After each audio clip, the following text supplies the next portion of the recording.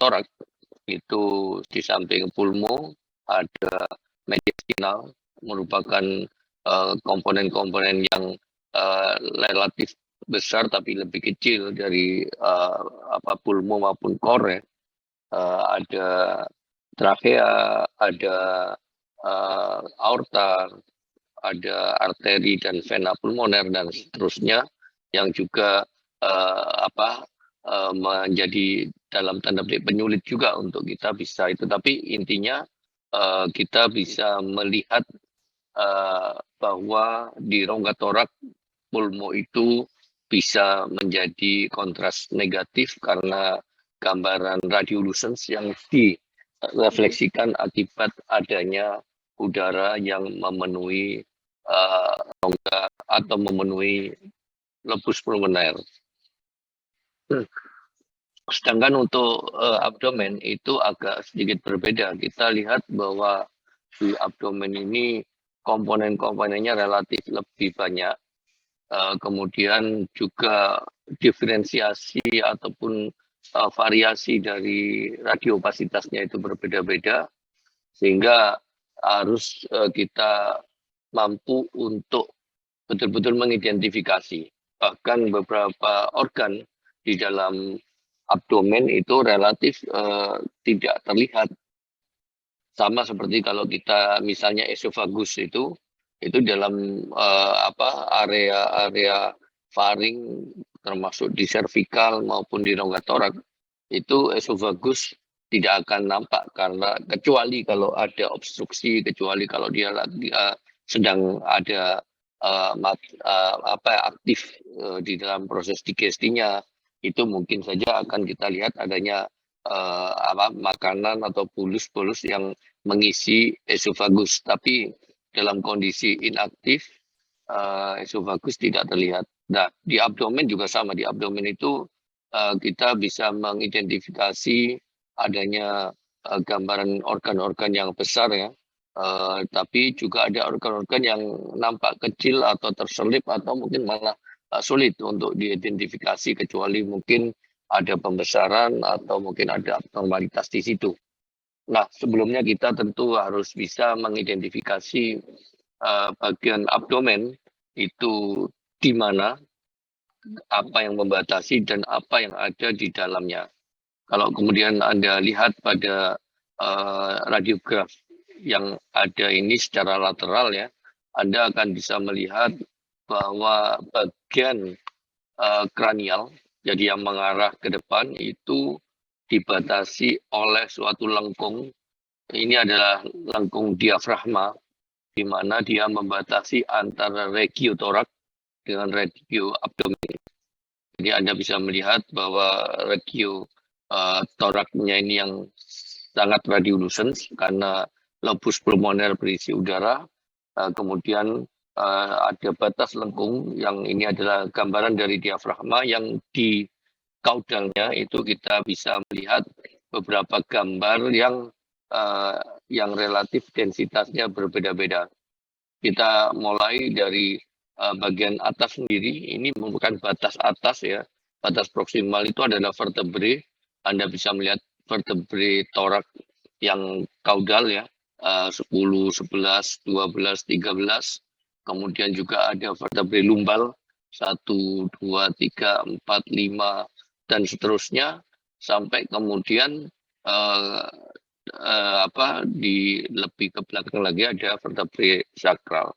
Nah, di bagian kaudal Anda mungkin akan melihat bahwa batas dari area abdomen itu ya di area pelvis, di mana di situ kalau organ-organ di dalam abdomen itu akan beberapa bermuara pada area kaudal ini. Nanti kita akan itu. Kemudian di bagian ventralnya ya tentu batasnya adalah dinding ventral abdomen, yang kita bisa melihat bahwa massa radiolucens yang ada di bawahnya itu adalah ruang kosong yang tidak atau yang memungkinkan X-ray ataupun sinar itu tidak dihambat sehingga akan tertangkap oleh gas film dengan warna yang sangat hitam atau yang radiolucens. Nah, kalau kemudian kita lihat dari area yang ada di dalam kafum abdominal, maka Anda bisa melihat di area dorsal ini ada bentukan semacam tabung gitu ya, yang di dalamnya itu berisi massa yang variatif, ada yang radiolucens, ada yang sedikit radiopak, ada yang lebih padat lagi, yang lebih radiopak. Dan ini kita juga bisa menggunakan itu sebagai kontras negatif. Anda mungkin tahu bahwa dalam sistem digesti itu ada gaster, kemudian di kaudalnya itu ada small intestinal yang cukup labil, cukup mobile ya, dan dia cukup panjang. Nah, di dalamnya itu tentu ada di lumennya itu ada komponen-komponen yang kalau itu di gaster tentu berarti itu adalah bolus-bolus makanan, yang kemudian lebih ke kaudal itu adalah bolus yang siap untuk diabsorpsi oleh small intestinal, yang kemudian diarahkan semakin ke belakang pada area large intestinal, artinya bahwa di situ uh, absorpsi cairan terutama air akan dilakukan, dan tentu massa yang ada di dalam large intestinal itu akan menjadi lebih padat, lebih dense, dan lebih tidak ada airnya, sehingga kemudian akan menjadi lebih radio opak, lebih dense. Ini adalah gambaran, dan kalau kemudian Anda lihat bahwa dengan gradasi yang berbeda-beda, mulai dari gaster sampai dengan uh, rektum ya, itu Anda bisa melihat ada komponen-komponen penyusun yang juga didapatkan walaupun dengan rasio yang berbeda-beda. Ada gambaran dari udara yang memberikan gambaran radiolucens ya, yang hitam itu, kemudian ada gambaran dari uh, makanan cairan yang juga mungkin sedikit radio opak, tapi juga ada gambaran-gambaran massa yang sifatnya heterogen, ya tentu saja itu adalah polus-polus makanan, ataupun juga yang lebih ke kaudal adalah sisa-sisa metabolit yang uh, terbentuk akan menjadi feses ya, dan itu tentu Anda bisa melihat apa gradasi densitas yang berbeda-beda, yang tentu akan mencerminkan radiopasitas yang berbeda, sehingga kita bisa menggunakan perbedaan-perbedaan ini untuk mendiferensiasi antara gastrointestinal dengan organ-organ yang lain yang ada di abdomen.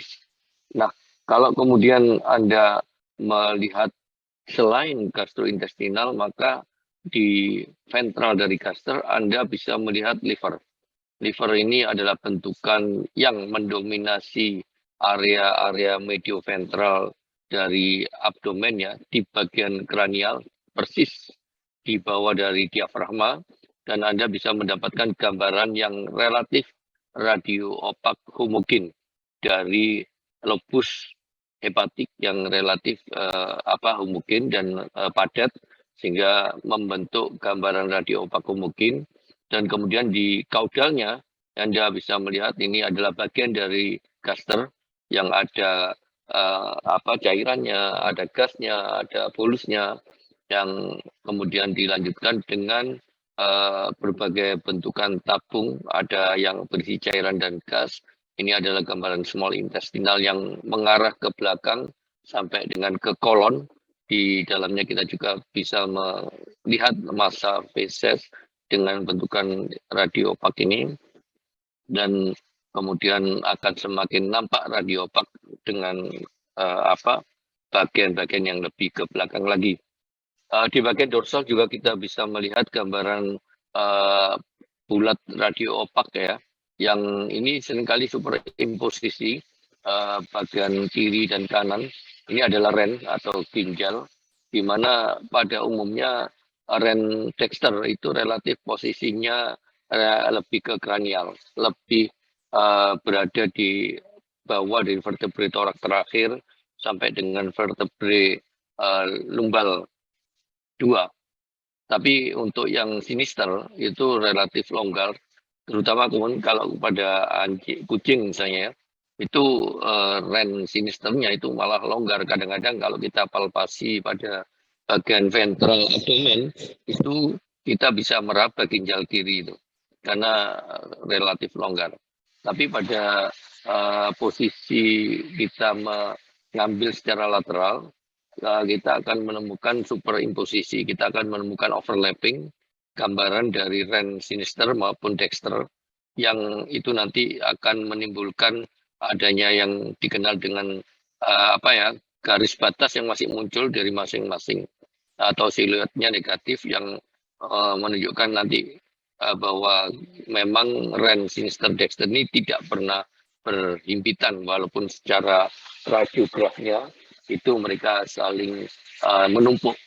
Overlapping itu tidak berarti mereka nempel, tapi bisa juga berjauhan sama karena ginjal kiri dan kanan itu terletak pada area sinister dexter yang kalau kemudian kita lihat secara ventrodorsal atau dorsoventral itu akan nampak pemisahannya, tapi secara lateral ini mereka akan nampak bertumpuk.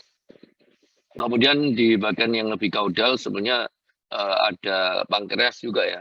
Tapi pankreas seringkali juga relatif tidak teridentifikasi pada radiograf kecuali memang ada pembesaran-pembesaran.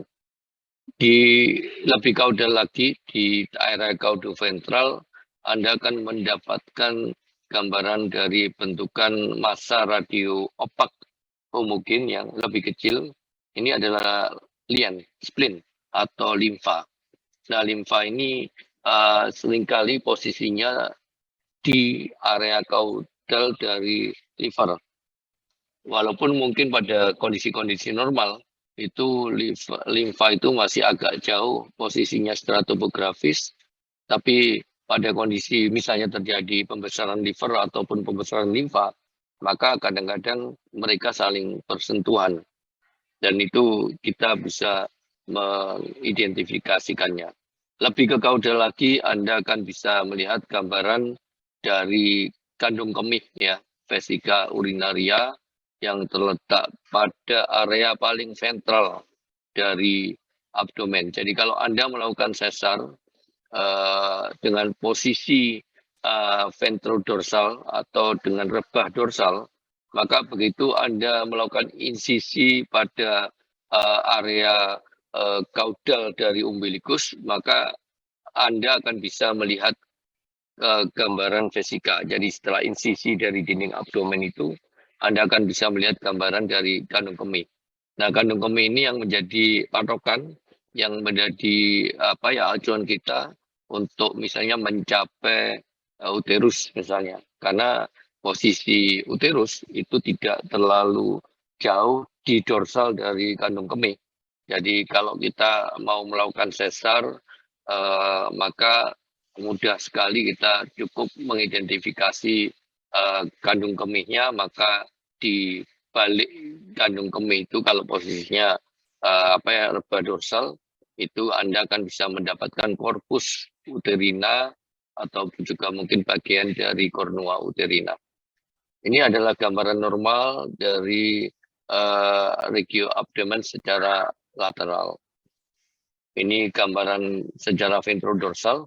Anda bisa melihat ini bagian kranial ini berarti yang mengarah ke torak ya. Kemudian di belakang ini tidak terlampak diafragmanya, tapi bagian ini ada area diafragma yang didominasi oleh massa radiopak liver, dan kemudian pada bagian yang dominan pada area sinister, jadi ini sinister kalau dalam posisi dorsal atau rebah dorsal, maka sisi sinister itu ada di kanan kita, sedangkan sisi dexter ada di kiri kita. Anda bisa melihat dia didominasi oleh gambaran gaster, tentu dengan karakteristik gaster yang radiolucent, ada radiopasitas mungkin, ada radiopasitas yang heterogen, dan kemudian lebih ke arah kaudal ini adalah small intestinal. Nah, ini gambaran yang tadi saya katakan terkait dengan posisi ren. Jadi ren ini Anda bisa melihat gambaran seperti bentuk kacang besar gitu ya. Ren sinister, ini Ren dexter, dan kemudian juga Anda bisa melihat lien itu atau limfa spleen itu ada dominan di sisi sinister. Dan kemudian kita bisa mendapatkan gambaran dari kolon yang ascendant maupun descendant yang akan mengarah pada rektum dan keluar melalui anus. Ini adalah gambaran ventrodorsal dari regio abdomen.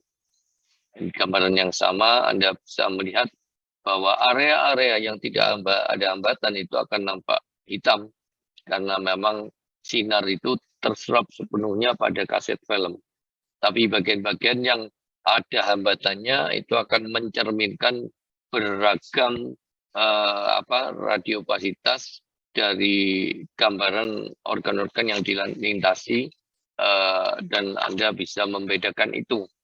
Oleh sebab itu kenapa topografi anatomi itu menjadi sesuatu yang sangat penting karena Karena perubahan-perubahan baik itu terkait dengan bentuk, perubahan terkait dengan outline-nya ya. Jadi bagaimana bagian-bagian tepinya, kemudian bagaimana besarnya, jumlahnya dan sebagainya itu akan sangat menentukan interpretasi kita apakah itu normal atau tidak normal.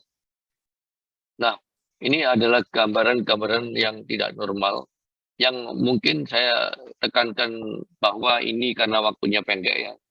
Saya tidak akan melakukan interpretasi komprehensif.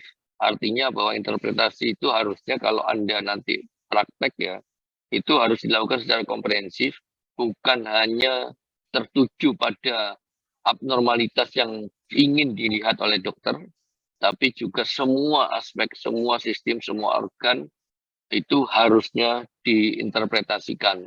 Sehingga menghindarkan bahwa ada hal-hal abnormal yang kita lewatkan hanya karena yang dituju sudah tercapai. Misalnya kita ingin mengkonfirmasi apakah hewan itu pregnan atau bunting. Nah, kalau kemudian Anda sudah bisa verifikasi melalui radiograf bahwa dia bunting dengan berapa jumlah fetus, itu sudah selesai. Padahal di organ lain Anda mungkin bisa identifikasi ada abnormalitas tertentu. Misalnya ada kalkuli renalis, ada sistik kalkuli, atau ada fraktur dan sebagainya. Ini yang seringkali membuat kita menjadi parsial interpretatif, jadi tidak secara komprehensif.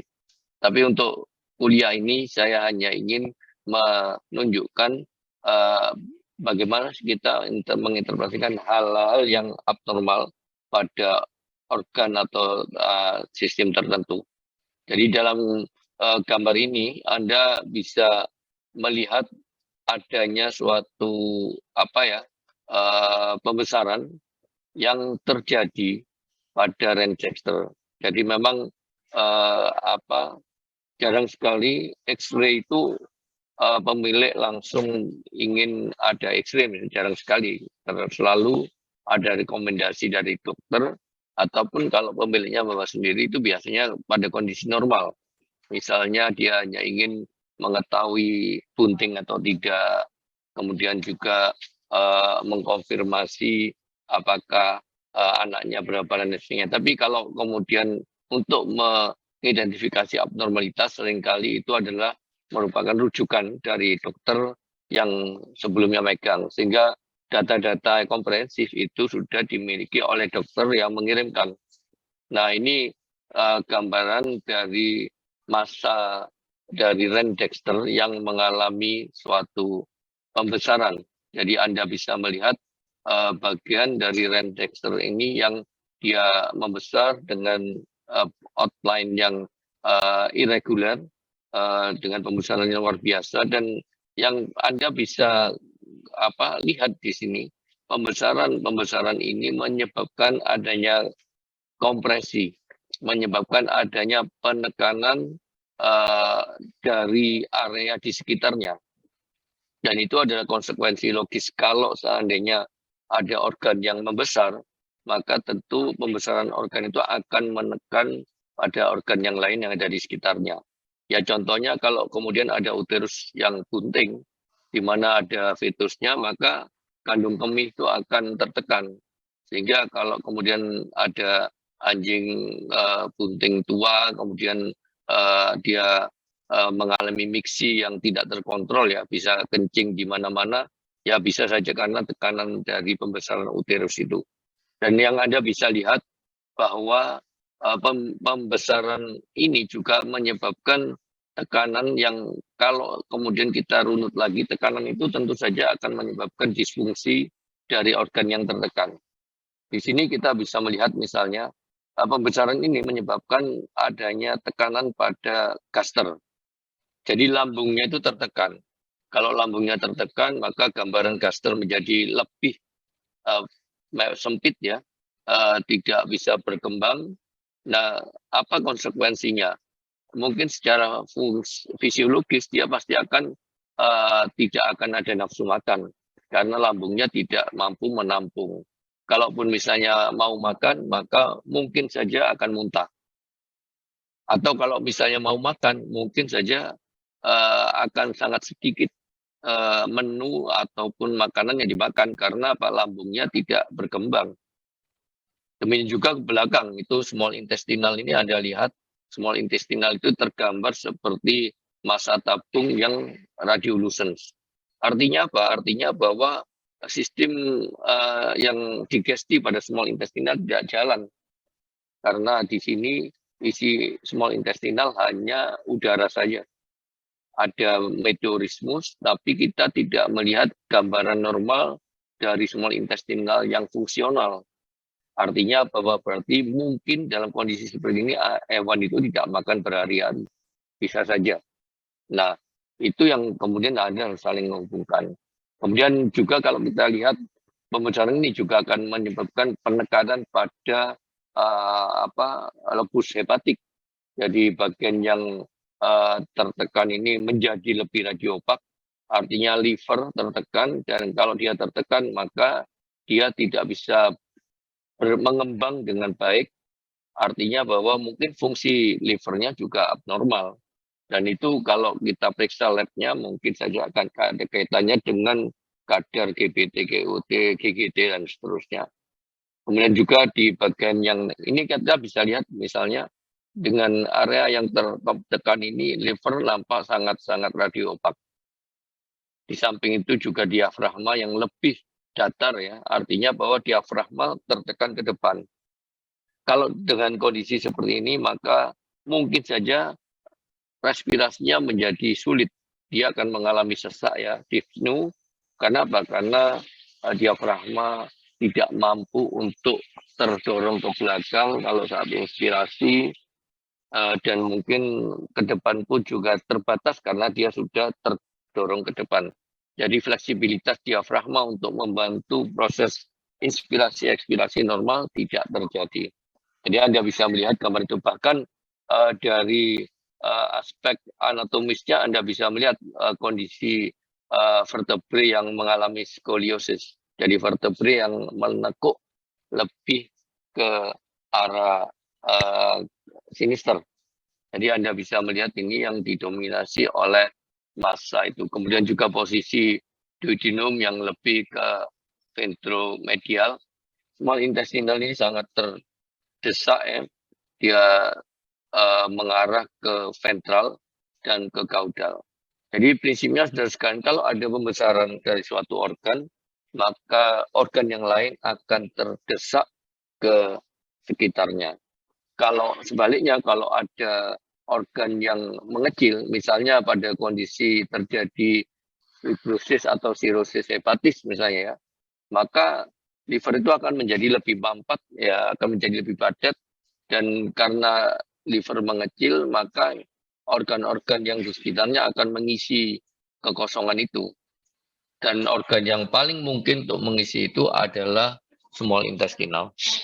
Nah, berikutnya ini adalah gambaran dari massa tumor lien, ya, yang kita bisa melihat bentukan yang sangat-sangat radioopak dengan bentuk bulat yang outline yang bulat, dan ini sama seperti tadi, kalau itu pada ren, ini pada limfa, dia akan mendesak organ-organ di sekitarnya menjauh, dan artinya bahwa organ-organ di sekitarnya ini pun juga tidak bisa fungsional.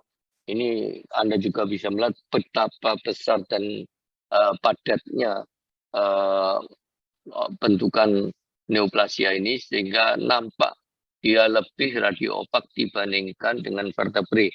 Padahal kita tahu vertebrae ini kan masanya, berat molekulnya sangat tinggi. Tulang itu berat molekulnya sangat tinggi, tapi ini warnanya masih, radiopasitasnya masih kalah dengan neoplasia yang terjadi. Artinya bahwa neoplasia itu sangat dense, sangat padat, dan itu memberikan gambaran radioopasitas yang sangat kuat. Kemudian bentukan yang lain di bawah ini adalah adanya massa sublumbar. Jadi massa sublumbar yang cukup besar, kemudian diikuti dengan bentukan-bentukan abnormal yang membuat kabur gambaran dinding abdomen. Ini adalah bentukan-bentukan adanya apa ya, semacam granulasi ataupun juga peningkatan bentukan yang bersifat noduler yang ada di dalam rongga abdomen. Dan Anda tahu bahwa pada kondisi di mana terjadi keradangan-keradangan kronis pada sistem digesti, terutama itu seringkali diikuti dengan perkembangan dari limfonoduli yang ada di mesenterial, yang ada di penggantung usus ya. Dan itu yang kemudian akan berkembang. Dan kalau kita mendapatkan gambaran ini adalah limfoglandula yang dia memadat, membesar, dan akibat adanya abnormalitas yang terjadi pada adanya massa sublumbar ini. Dan ini kalau dipalpasi kita akan bisa merasakan bentukan-bentukan nodular ini yang sangat banyak di daerah tersebut. Nah, ini adalah gambaran dari abdomen yang distensif ya, dengan massa yang bersifat radioopak. Tapi Anda bisa melihat dari radiograf ini bahwa di dalamnya kita tidak melihat detail dari organ-organ intraabdomen. Tadi pada gambaran normal Anda bisa melihat liver, Anda bisa melihat gastrointestinalnya, Anda bisa melihat lien, Anda bisa melihat rennya, Anda bisa melihat vesikana dan sebagainya. Tapi di sini yang Anda lihat adalah bentukan abdomen yang sangat distensif dengan massa radioopak homogen, baik itu dalam posisi lateral maupun dalam posisi dorsoventral. Ini adalah salah satu contoh dari gambaran radiograf dari ASITES, artinya bahwa rongga abdomen itu terisi oleh cairan. Cairan yang ada dalam rongga abdomen itu variatif, tapi yang paling sering kalau itu ASITES itu biasanya berupa serum ya, berupa cairan bening, ataupun mungkin yang sedikit ada warna merah karena adanya darah yang bisa kita dapatkan. Pada kasus-kasus terjadi pada orang misalnya pada busung lapar misalnya ya, karena terjadi hipoproteinemia atau hipoalbuminemia, Anda akan mendapatkan kondisi itu perutnya membesar, tapi badannya sangat kurus, emasiasi, dan kemudian dari radiografnya kita tidak bisa melihat detail. Nah, fenomena ini yang kita kenal dengan ground glass ya. Jadi ground glass itu adalah semacam tabir yang menyebabkan kita tidak mampu melihat detail dari organ-organ intraabdominal. Nah, ini yang seperti ini. Bagaimana kemudian kalau kita lakukan fungsi? Ini yang sering kali dilakukan. Jadi kalau terjadi ASITES, Anda mungkin bisa melakukan fungsi dengan menggunakan abdominosentesis. Tidak menggunakan trokar, atau Anda bisa menggunakan siring ya. Siring atau suntikan jarum suntik dengan spetnya ya, yang besar. Misalnya jarum ukuran 21, 23, dan kemudian dengan siring yang 10 atau 20 cc, Anda akan bisa mengaspirasi cairan itu. aspirasi ini memang salah satu untuk meringankan asites yang terjadi. Nah, kalau seandainya setelah Anda aspirasi, walaupun mungkin tidak total, Anda foto lagi, maka ground glass ini akan hilang. Karena ground glass ini kan ditimbulkan oleh akumulasi cairan. Kalau cairannya Anda ambil, artinya bahwa penghambat untuk bisa melihat detail dari abdomen itu ya berkurang. Nah, ini Anda bisa lihat gambaran seperti itu. Gambaran yang lain ini saudara sekalian, kita bisa melihat detail abdomen, tapi pada beberapa bagian itu ada massa radio opak ya yang bersifat granuler. Ini adalah gambaran dari peritonitis, adanya keradangan dari peritonium. Jadi Anda mungkin bisa bayangkan kalau ada pankreatitis atau ada mungkin hepatitis yang keradangan-keradangan pada jaringan lunak yang ada pada abdomen, maka risiko terjadinya peritonitis akan sangat besar. Peritonitis yang terjadi itu tentu akan menimbulkan bentukan-bentukan noduler dan granuler seperti ini yang akan menyebabkan kekaburan dari gambaran atau detail organ-organ intraabdominal juga. Agak berbeda dengan sistitis tadi, dengan asites. Kalau asites gambarannya itu homogen dan kemudian kita tidak bisa melihat detail dari seluruh organ abdomen karena cairan itu kan merata di dalam rongga. Tapi di sini kalau peritonitisnya belum total, yang Anda lihat adalah kekaburan-kekaburan pada beberapa area yang mengalami keradangan yang berat tadi. Dan ini memang salah satu contoh dari peritonitis yang sedang berkembang, yang mungkin dalam jangka yang tidak lama itu akan menyebar lebih luas. Contohnya pada kasus-kasus infos ya, pada feline infectious peritonitis. Feline infectious peritonitis itu seringkali infos. Dan Anda akan bisa mendapatkan gambaran peritonitis yang lebih berat. Dengan massa granuler radio opak yang memenuhi area-area dari rongga abdomen.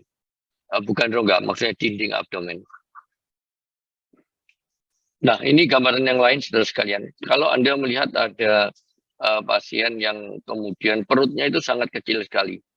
Bahkan mungkin sangat mampat ya, jadi sangat kecil. Kemudian seringkali terjadinya secara akut akibat adanya kecelakaan, misalnya terjatuh atau tertabrak atau dipukul ya. Itu kemudian setelah itu dia menunjukkan gambaran seperti itu. Jadi perutnya sangat kecil, kelihatan seakan-akan tidak ada isinya. Bahkan dalam kondisi standing normal, pada saat dia berdiri normal ya, itu seakan-akan dia kesulitan bernafas. Itu adalah gambaran. Terus kemudian kalau di posisi duduk ya, seperti posisinya duduknya anjing ya, yang dikenal dengan dog sitting position itu dia kadang-kadang nampak lebih ringan. Itu adalah posisi yang nyaman, dan seringkali juga kita bisa melihat lidahnya itu menjulur. Bukan lidahnya, kepalanya menjulur ke atas. Jadi dia berusaha untuk bisa bernafas dengan lebih baik. Jadi tentu terjadi dyspnea berat dan sebagainya. Ini adalah gambaran dari hernia diafragmatika. Artinya apa? Artinya bahwa diafragma yang memisahkan antara rongga abdomen dengan rongga torak itu sobek. Kalau dia sobek, maka yang paling mungkin untuk berpindah dan mengisi sobeknya diafragma itu adalah organ-organ yang paling mobile. Di dalam abdomen, organ yang paling mobile adalah small intestinal. Sehingga kemudian kita bisa mendapatkan gambaran small intestinal itu kemudian mengisi rongga torak. Kalau small intestinal mengisi rongga torak, maka tentu akan menyebabkan kompresi, ya, depresi pada lobus pulmoner, pada jantung sendiri juga dia tidak akan mampu dengan baik ya. Dan juga tekanan negatif rongga torak itu akan menjadi lebih positif, yang itu akan menyulitkan lupus pulmoner untuk berkembang. Karena kita tahu pada saat respirasi normal, tekanan negatif itu yang memungkinkan lupus pulmoner itu bisa berkembang dengan optimal pada saat inspirasi, atau bisa juga menjadi mampat optimal pada saat ekspirasi. Tapi kalau kemudian tekanan intratoraknya itu menjadi positif, maka itu akan menyulitkan dan sangat berbahaya sekali. Jadi di sini kenapa pada saat dia posisi duduk ya, seperti posisi duduk anjing itu dia menjadi lebih ringan, terutama kalau baru terjadi ya kecelakaannya atau itu. Itu karena begitu dia posisi seperti itu, small intestinalnya itu kemudian bisa turun ke rongga abdomen, sehingga rongga toraknya menjadi lebih longgar, lebih ringan, sehingga dia bernafasnya juga menjadi lebih baik. Jadi itu yang dikenal dengan posisi ortopnu ya, dengan kepala dijulurkan ke atas. Kalau pada orang itu posisinya dia harus duduk kalau bernafas nyaman. Jadi pada saat posisi tidur dia akan sangat-sangat berat, akan mengalami dyspnea berat. Tapi begitu didudukkan itu dia akan bernafas dengan lebih ringan. Ini adalah posisi ortopnu yang seringkali kita dapatkan pada kasus hernia diafragmatika. Dan Anda bisa melihat bahwa di dalam rongga torak ini yang nampak adalah gambaran-gambaran dari intestin yang kayak tadi sudah sampaikan. Intestin ini bisa didiferensiasi dengan organ-organ yang lain karena di dalamnya kita bisa mendapatkan gambaran massa radiolucent dari udara, ada massa radiobak ringan dari cairan, dan ada massa radiobak homogen ataupun heterogen dari bolus-bolus makanan. Nah, kalau gambaran itu kita dapatkan di rongga torak seperti ini, artinya bahwa ini ada kebocoran, ada sobeknya, ada komunikasi yang memungkinkan antara abdomen dengan torak. Ini adalah gambaran hernia diafragmatika. Sehingga kenapa kemudian perutnya menjadi sangat kecil atau istilahnya kosong ya, karena lari semua ke dalam torak. Nah, ini gambaran hernia yang lain, saudara sekalian, di daerah inguinal. Jadi di daerah selangkangan itu harusnya kalau Anda melihat pada bagian ventrocaudal dari rongga perut ini kan langsung dinding perut ya. Tapi di sini Anda bisa melihat massa seperti kantong ya. Dan di dalamnya yang memang ini bentukan kantong. Kantong yang di dalamnya ada isi hernia, yang di isi hernianya itu komponennya bisa macam-macam. Yang kita lihat di sini ini adalah komponen dari small intestinal yang turun ke bawah. Kita bisa melihat adanya bolus makanan, adanya udara dengan radiolucensnya dan seterusnya. Nah, kadang-kadang kemudian juga kita bisa mungkin tidak nampak di radiograf adanya cincin. Jadi salah satu ciri atau penanda dari hernia itu adalah adanya kantong, adanya isi hernia, dan adanya cincin.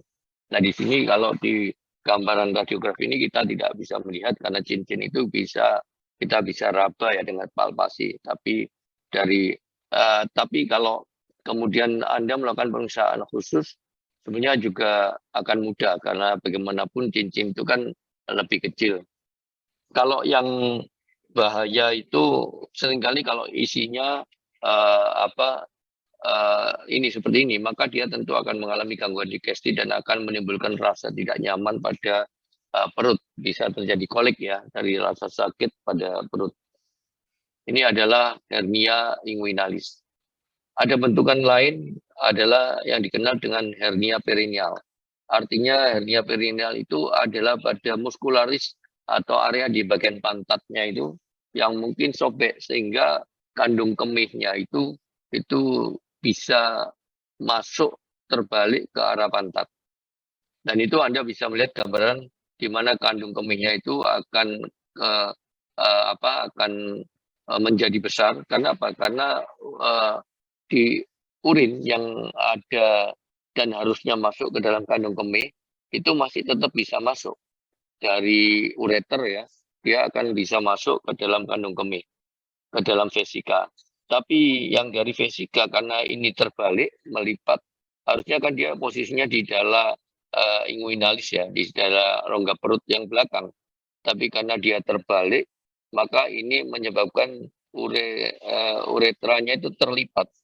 Sehingga kandung kemihnya bisa membesar, tapi urin yang ada di kandung kemih tidak bisa didorong ke dalam urevisium uretra eksterna, jadi tidak bisa dikencingkan.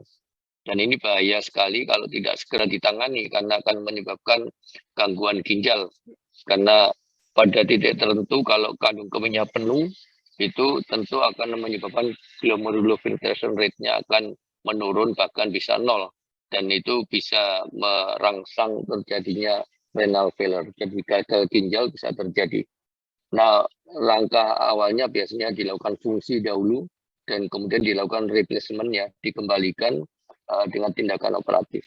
Ini adalah gambaran dari beberapa jenis hernia. Nah, berikutnya adalah abnormalitas pada liver dan limfa ya. Nah, saudara sekalian, Anda bisa melihat di liver ini tadi sudah saya sampaikan terletak pada area medioventral kranial dari abdomen, persis di bawah belakang dari diafragma itu kita akan dapatkan liver. Kemudian di kaudalnya kita caudo-dorsal ada gaster, di caudo-ventralnya kita dapatkan spleen atau lien atau limfa ya. Dan itu kadang-kadang terpisah, tapi bisa juga mereka saling berhimpitan. Ini adalah gambaran normal dari liver dan limfa yang terletak di area kranial dari abdomen. Dan kalau kemudian kita lihat dari posisi ventrodorsalnya, Anda lihat bahwa spleen atau lien ini mendominasi area sinister, sama seperti gaster ya. Itu dominasinya di area sinister dari abdomen. Nah, bagaimana kalau kemudian terjadi abnormalitas pada liver? Nah, abnormalitas pada liver itu tergantung dari lobus yang mana yang dia mengalami abnormalitas. Kalau misalnya pada kasus hepatitis awal ya, maka biasanya akan terjadi hiperaktivasi dari liver dan kemudian juga inflamasi yang akan muncul. Inflamasi akan ditandai dengan liver yang menjadi lebih besar. Terjadi hepatomegali dan ini akan menyebabkan liver mendorong meluas pada area-area di sekitarnya.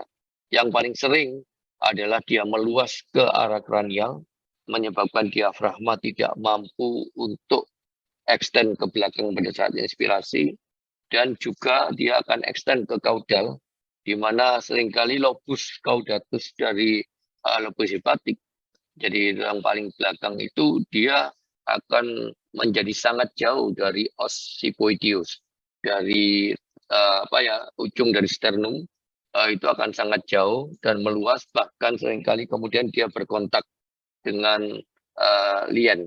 Ini adalah gambaran dari hepatomegali dan agak berbeda kalau kemudian terjadi mikrohepatik ya. Jadi kalau misalnya ada kasus-kasus hepatitis kronis yang kemudian dia mengarah pada fibrosis ataupun sirosis ya, maka biasanya liver itu akan menjadi lebih kecil, akan menjadi lebih padat dan menjadi lebih tidak fungsional. Yang Anda dapatkan gambarannya akan menjadi lebih radioopak karena apa? Karena hepatosite-nya sudah banyak yang digantikan oleh fibroblas yang menghasilkan matrik kolagen ya, yang itu menyebabkan liver menjadi lebih padat, tidak fungsional dan lebih kecil, sehingga Anda akan bisa mendapatkan liver itu akan menjadi lebih radioopak dan lebih mengarah ke depan. Nah, ini gambaran dari splenomegali yang terutama adalah pembesaran dari liver, jadi sama pembesaran dari liannya. Kalau pembesaran itu pada lian, dia akan mengarah juga ke membesar ke mana-mana ya, dan itu seringkali menyebabkan dia extend ke depan, dia akan berkontak dengan liver, dan ini yang sering saya minta untuk ditandai bahwa kita mengenal adanya namanya siloid positif dan siloid negatif. Kalau kemudian Anda dapatkan bahwa suatu organ itu secara radiograf itu pada saat di titik atau garis di mana mereka bertemu ternyata gambarannya menjadi kabur, garis batasnya menjadi kabur, maka itu yang dikenal dengan siluet positif. Artinya apa? Artinya bahwa organ tersebut faktanya secara faktual dia memang saling bersentuhan. Dan itu yang tidak terjadi pada REN secara lateral. Karena REN kan terletak pada sisi kiri dan kanan dan mereka tidak pernah bertemu seperti sandal. Itu kan di kiri kanan nggak pernah bertemu. Kecuali kita tumpuk ya. Nah itu juga sama. Dia akan memberikan gambaran yang masing-masing tetap muncul. Baik itu yang REN kiri maupun REN kanan. Jadi irisannya itu tidak menghilangkan garis batas dari masing-masing organ. Kalau kita temukan seperti itu, maka yang kita kenal dengan siluet negatif. Artinya bahwa organ itu sebetulnya tidak saling bersentuhan. Ini gambaran dari splenomegali yang meluas baik itu ke kiri dan ke kanan maupun ke depan sehingga bersentuhan dengan liver dan kita tidak bisa melihat batas kaudal dari liver dan batas kranial dari lien yang kita kenal ini sebagai siluet positif. Nah ini walaupun mungkin bukan bagian dari abdomen, tapi saya ingin menunjukkan abnormalitas dari bagian dari sistem digesti ya, esofagus.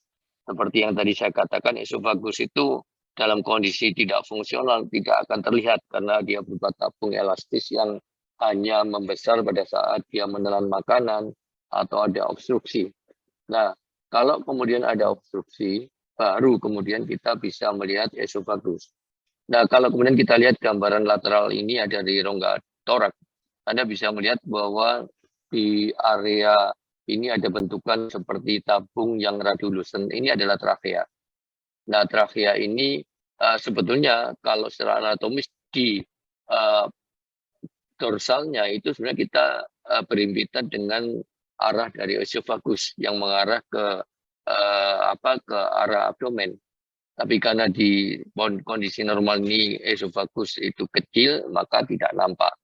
Tapi begitu ada obstruksi, saudara sekalian, maka kemudian kita bisa melihat dua gambaran yang sama-sama terisi oleh massa radiolucens. Yang pertama itu adalah gambaran dari trakea, di mana kita melihat bahwa begitu ada pembesaran dan ada obstruksi, maka trakea ini tertekan lebih ke arah ventral. Jadi dia tertekan lebih ke arah ventral, sedangkan di dorsal dari trakea ini kita bisa melihat massa gradatif yang berbentuk tabung, tapi makin lama dia semakin luas dengan isi bentukan radiolucens dan ini adalah gambaran obstruksi yang terjadi di area torak ya dari esofagus. Ini adalah kondisi mega esofagus. Ini juga sama, saudara sekalian. Jadi gambaran obstruksi esofagus dan Anda harus ingat bahwa anjing itu tidak mengunyah. Jadi kenapa di makanan itu seringkali dia ada obstruksi, baik itu benda tajam atau batu dan sebagainya, karena dia langsung menelan. Jadi di sini gambaran dari obstruksi pada esofagus yang sangat-sangat jelas.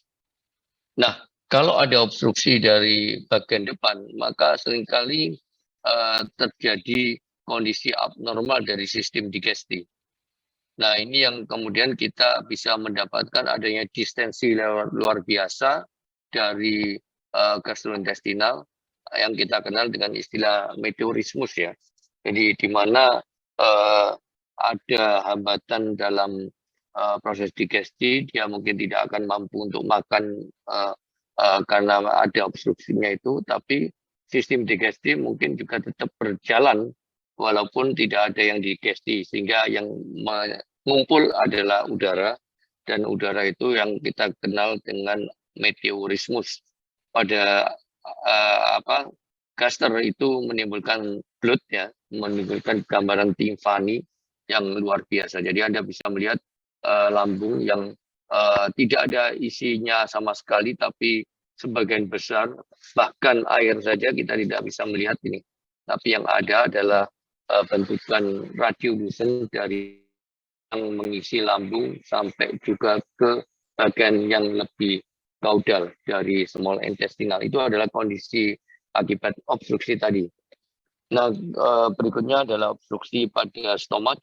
Di sini Anda bisa melihat obstruksi gaster yang disebabkan oleh karena bentukan-bentukan bulat. Bisa saja ini batu ya, yang tertelan, atau bisa juga seperti ini. Ini adalah gambaran bentukan bulat yang berongga, yang seringkali itu mungkin seperti semacam bola tenis misalnya ya. Itu bentukan yang ada tepinya tapi berongga, yang berbentuk bulat. Nah, kalau dia tertelan ya sudah mungkin agak sulit untuk kemudian dikeluarkan melalui feses.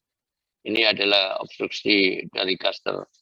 Dan ini contoh lain dari dilatasi gaster akibat torsio. Jadi kalau Anda mendapatkan pasien misalnya mengalami kolik ya, tiba-tiba setelah dilatih misalnya, itu bisa saja dia mengalami dilatasi akibat volvulus yang kita kenal dengan gastric dilated volvulus. Jadi orang yang misalnya habis makan kemudian langsung lari atau berolahraga bisa saja mengalami kondisi seperti ini, melontir ya istilahnya ya, lambungnya melontir. Nah, itu luar biasa bahayanya karena akan menimbulkan iskemi, akan menimbulkan infak yang jelas, karena yang meluntir itu bukan hanya gasternya tapi juga vaskularisasi maupun juga inervasinya, dan itu sangat menyakitkan.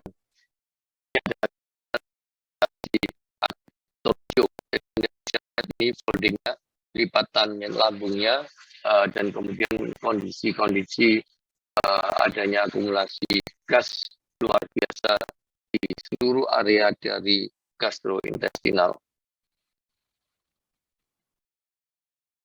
Ini adalah gambaran obstruksi yang lebih ke caudal, dan Anda bisa melihat bahwa obstruksi yang lebih ke caudal itu tentu saja juga akan menimbulkan stagnasi, akan menimbulkan gangguan-gangguan digesti, dan utamanya adalah adanya distensi dari individu intestinal.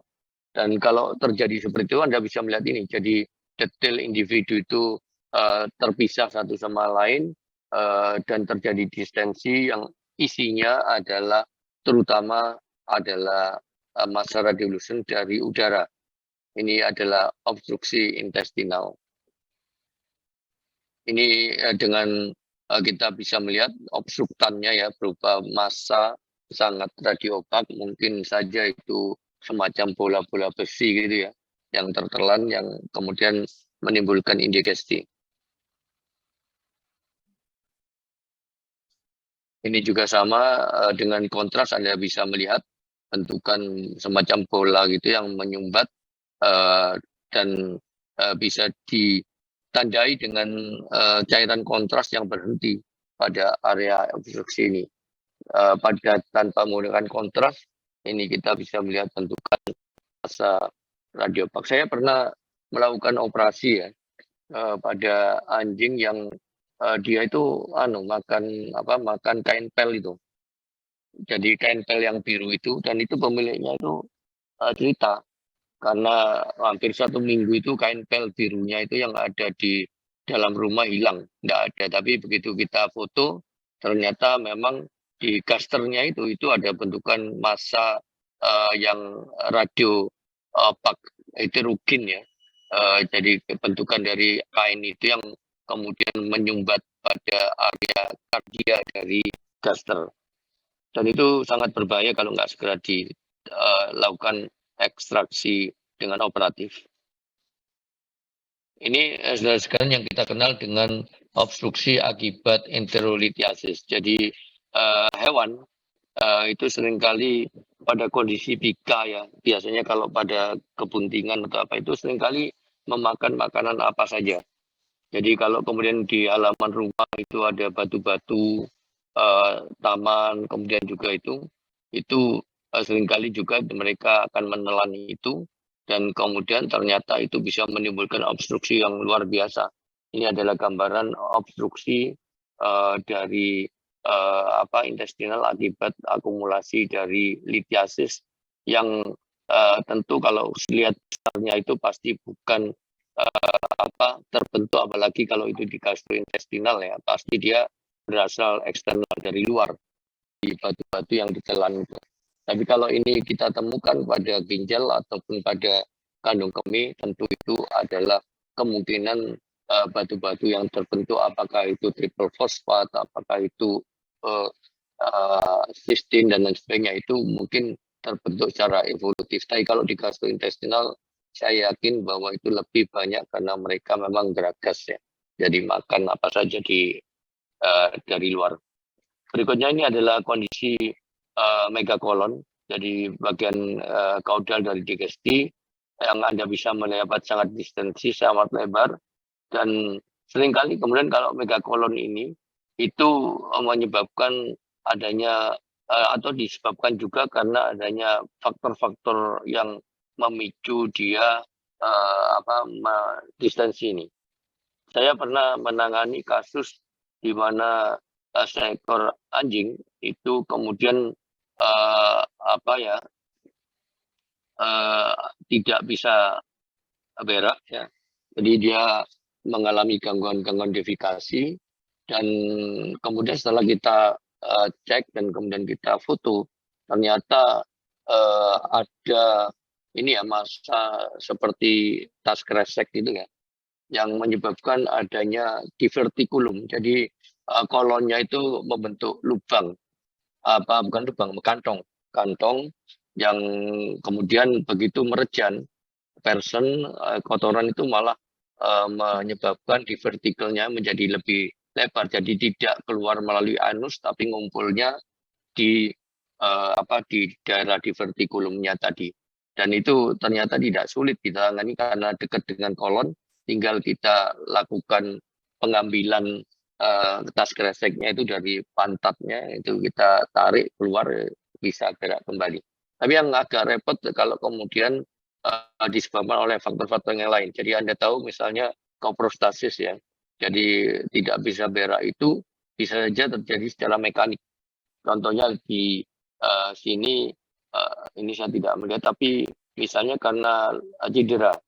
Jadi kalau misalnya tertabrak, kemudian ada fraktur pada pelvisnya ya, pada pinggulnya itu ada fraktur, kemudian frakturnya itu tajam-tajam ya, maka seringkali walaupun tidak ada gangguan inervasi, itu bisa saja dia tidak atau takut merejan karena nyeri ya. Jadi seringkali kalau ada multiple fraktur di daerah pelvis, maka akan terjadi megakolon ini karena rasa nyeri yang menyebabkan tidak bisa person. Tapi ada juga yang disebabkan oleh karena inervasi. Jadi adanya gangguan preganglionet mesenterikal ya. Jadi Anda tahu kalau misalnya digesti itu kan ada gerakan-gerakan peristaltik yang mendorong isi intestinal itu akan terabsorpsi, akan terdorong ke belakang sampai kemudian terabsorpsi dan kemudian keluar dalam bentuk feses. Tapi kalau kemudian ada inervasinya yang terganggu, pada titik tertentu dia akan berhenti. Dan itu yang kemudian menimbulkan megakolon. Jadi istilahnya aliran listriknya tidak ada. Itu kemudian menimbulkan megakolon. Nah, kalau Anda lihat di gambaran ini, di sini Anda bisa melihat feses yang sangat besar ya, yang menyebabkan distensi luar biasa dari kolon, bahkan sampai ke area kolon ascendant ya, di kolon transversal yang depan itu, dan dia radio opasitasnya luar biasa tinggi, bahkan dia menjadi lebih radioopak dibandingkan dengan vertebrae. Artinya bahwa ini sangat-sangat padat. Ini kondisi megakolon yang disebabkan oleh karena koprostasis. Ini contoh yang tadi saya katakan yang disebabkan oleh karena fraktur. Jadi ada multiple fraktur pada isiumnya, pada ilium, pada artikulasio coxifemoralisnya ini ya, yang fraktur, pubisnya juga, dan itu yang kemudian menimbulkan merangsang terjadinya prostasis dan megakolon. Ini gambaran dari REN, jadi REN normal, REN Dexter seperti yang saya katakan. Dalam kondisi ini dia memang tidak superimposisi ya. Tapi kalau Anda lihat dari gambar yang di bawah, kalau diambil secara lateral, tentu akan ada overlapping antara REN Dexter dan REN Sinister. Kadang-kadang kita bisa menggunakan patokan untuk mengetahui apakah REN-nya itu mengalami renomegali, pembesaran REN, itu kita bisa mengacu berdasarkan pada panjang dari vertebrae lumbal 2. Jadi kalau kurang lebih panjang REN-nya itu antara 2,5 dari vertebrae lumbal 2, ya mungkin itu relatif masih normal. Tapi begitu lebih besar, maka itu adalah kemungkinan terjadi renomegali. Ini gambaran dari REN dengan bentukan seperti biji kacang gitu ya. Korteksnya, medulanya yang kita lihat dengan sangat-sangat baik. Nah, ini gambar yang lain di mana kemudian seringkali kita abaikan juga kalau gambaran seperti ini, kalau kemudian kita fokus hanya pada kelainan yang diminta oleh dokter yang mengirim. Misalnya ingin mengetahui apakah berapa jumlah fetusnya. Padahal di sini jelas-jelas kita lihat REN Sinister, ini REN Dexter yang di dalamnya baik itu dengan posisi lateral maupun ventrodorsal, itu ada massa radio opak mungkin yang sangat radio densitasnya sangat tinggi. Ini artinya bahwa ada batu, ada yang kita kenal dengan kalkuli renalis. Jadi ada batu pada ginjalnya. Dan ini juga sama, Anda lihat, ini adalah gambaran dari kandung kemih yang di dalamnya kita bisa melihat massa radiopak yang dengan diameter berbeda-beda. Ini adalah gambaran dari sistik kalkuli. Pada kasus di mana kita melakukan operasi histotomi misalnya untuk mengambil batu itu, maka gambaran ini menjadi sangat penting karena saya seringkali harus menghitung lebih dulu secara radiograf berapa jumlah batu yang ada di dalamnya. Kalau untuk anjing betina, itu seringkali kita mungkin mudah karena biasanya batu itu yang pada anjing betina mungkin hanya 2 atau 3 tapi dengan diameter yang luar biasa. Saya pernah mendapatkan sampel dari batu yang ada di anjing German Shepherd itu dengan diameter sampai 20 cm ya. Hanya satu tapi diameternya 20 cm. Tapi pada jantan karena uretranya sangat panjang, kita harus menghitung jumlah batu yang ada di kandung kemih, tapi kita juga harus mempertimbangkan batu-batu yang ada di salurannya ini. Anda bisa melihat ini ada batu-batu ini. Ini harus kita hitung. Nah, pada saat histotomi kita harus keluarkan semuanya.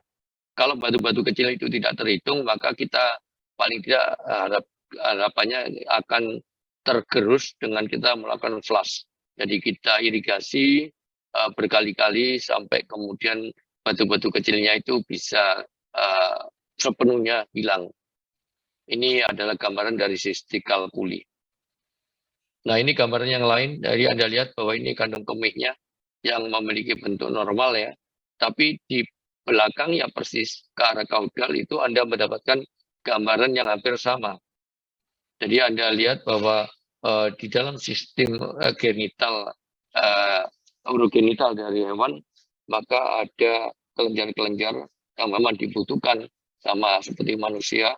Nah, ini adalah gambaran dari prostat yang mengalami pembesaran, menyebabkan vesika lebih terdorong ke arah kranial, dan malah kalau dibandingkan antara prostatnya sendiri, itu relatif lebih besar daripada vesikanya.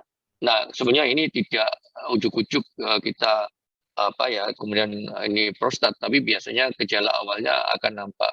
Yang paling mudah karena prostat ini terletak di area inguinal, maka yang paling mudah biasanya akan terjadi stranguria. Jadi kalau kencing itu akan merejan berkali-kali tidak tuntas, kemudian juga mungkin hematuria ya, ada darahnya dan sebagainya. Terus kemudian juga seringkali juga ini fesesnya itu kalau kemudian keluar itu bentuknya itu menjadi tidak bulat. Dia akan gaping karena tertekan oleh prostat yang membesar. Dan ini juga terjadi pada individu yang lain termasuk manusia ya. Jadi kalau ada hipertrofi prostat, ya tinggal dilihat apa kalau fesesnya gepeng ya mungkin saja prostatnya. Biasanya pada orang tua, pada hewan tua pun juga sama. Yang jelas bukan pada betina, karena betina tidak punya prostat. Berikutnya ini adalah gambaran grafit normal ya, saudara sekalian. Biasanya grafit normal itu kalau dengan radiograf, kita bisa mengidentifikasi dengan sangat baik setelah 35 hari masa kebuntingan. Sehingga kalau saya untuk mengidentifikasi apakah hewan itu bunting atau tidak, saya lebih mengandalkan dengan palpasi. Karena dengan palpasi pada umur kebuntingan kurang dari 3 minggu, itu kita bisa mengidentifikasi gestional sac-nya, sakus gestional sac-nya ya, yang itu berbentuk ampula-ampula, yang nanti akan semakin lama ampula itu akan menjadi semakin besar dan semakin rata sesuai dengan jumlah fetus. Jadi kalau kurang dari 3 minggu, biasanya kebuntingan ini dengan radiograf tidak terdeteksi dengan baik, tapi palpasi lebih memungkinkan. Nah, kalau kemudian sudah bisa kita dapatkan gambaran fetusnya, maka patokannya biasanya kita pada kraniumnya, berapa jumlah kraniumnya dan juga vertebrenya. Itu untuk menentukan jumlahnya. Kalau sekarang mungkin dengan USG kita bisa menentukan kapan hewan itu lahir dilihat dari diameter kraniumnya. Dan kalau kita menghitung melalui ekstremitas itu akan sangat-sangat bias karena ekstremitasnya banyak ya. Dan itu mungkin sulit. Ini gambaran yang lain dari grafit dengan posisi fetus abnormal ya. Anda lihat barangkali anjing ini dia koitusnya dengan jenis anjing menengah atau besar ya. Sehingga anaknya fetusnya menjadi sangat besar, relatif normal dengan posisi sungsang dan Anda lihat ini satu ekor tapi luar biasa besarnya. Nah, gambaran seperti ini membantu kita untuk memutuskan apakah perlu dilakukan traksi, apakah perlu dibiarkan untuk dia lahir secara normal atau kita harus melakukan seksualisasi. Nah, ini gambaran yang lain, saudara sekalian. Barangkali juga harus bisa dibedakan dengan kelahiran ya, dengan kebuntingan normal. Ini adalah gambaran piometra. Jadi piometra itu uterusnya membesar, tapi bentuknya ini ampula-ampula. Ini contoh piometra yang berbentuk ampula, tapi bukan fetus, tapi nanah isinya. Jadi Anda bisa melihat di sini mulai dari area korpus, mengarah pada area kornuanya yang berbentuk ampula-ampula ini. Dan ini kurang lebih seperti yang saya sampaikan tadi, seperti ampula dari gestional sac, dari sakus gestionalis tadi, semacam kantong-kantong buntingan itu yang di dalamnya ada fetusnya. Biasanya kecil kalau itu masih baru nidasi, tapi akan semakin besar.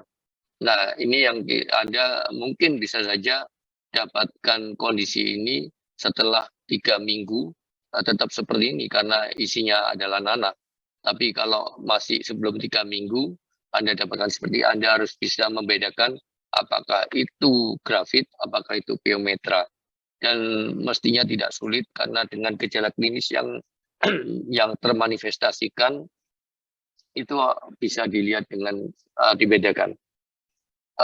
Hewan-hewan yang bunting normal biasanya itu makannya bagus, kondisi umumnya bagus, bulunya mengkilat, makannya tidak terganggu, kemudian semuanya mengarah pada tanda-tanda positif.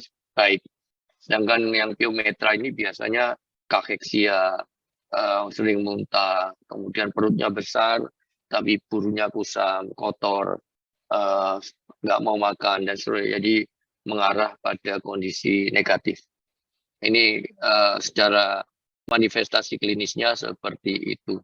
Ini bentukan piometra yang lain, tapi bukan ampula, tapi berupa nanah yang mengisi penuh pada korpus maupun kornea. Jadi Anda bisa melihat ini eh, apa adanya istilahnya bunch of creep effect. Jadi ada yang penumpukan massa radio opak, di mana ini adalah manifestasi dari uterus yang berisi nanah yang saling menumpuk. Ini pada vesikanya, ini korpusnya, kemudian di kornuanya masing-masing meluas. Nah, kondisi yang lain yang kita kenal dengan visometra. Jadi biometra itu uterusnya berisi nanah. Kalau visometra itu seringkali gas yang mengisi itu, sehingga manifestasinya adalah gambaran radiolucent yang mengisi kornua dan kemudian menyebabkan pembesaran dari abdomen akibat uterus yang distensif tapi isinya adalah gas.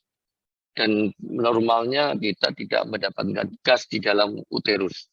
Gas yang ada di abdomen itu seringkali hanya pada gastrointestinal.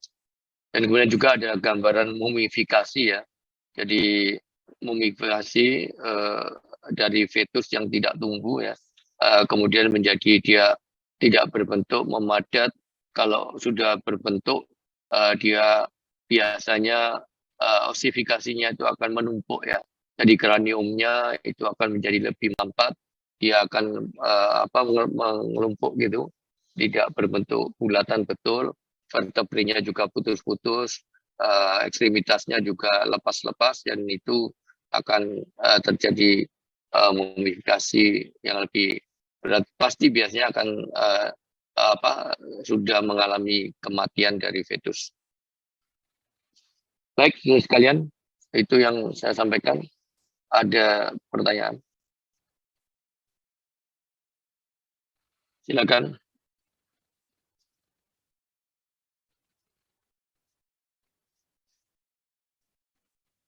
Hana Miyamoto.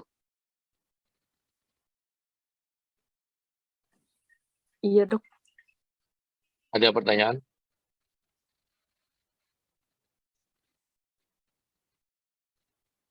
Halo, Hana.